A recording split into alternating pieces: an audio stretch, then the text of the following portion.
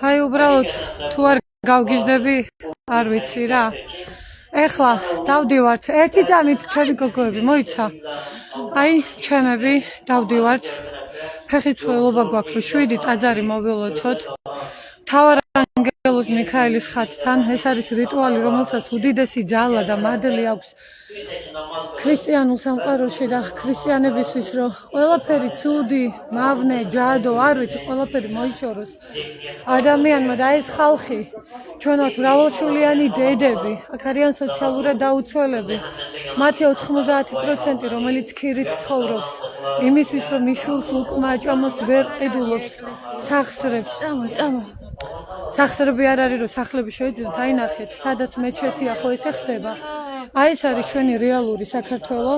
აი თუ გული არ გამისყდება, არ ვიცი.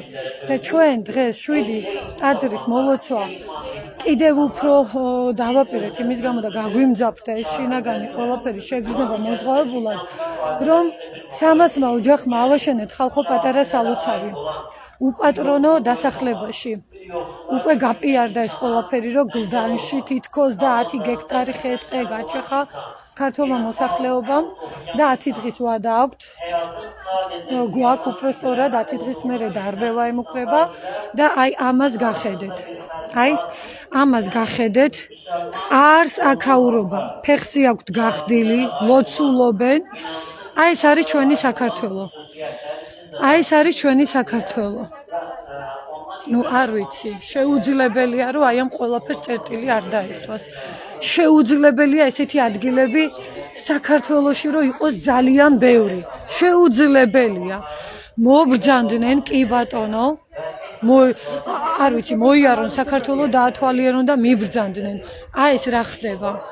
აი ეს რა ხდება? ეს არის კოშმარი.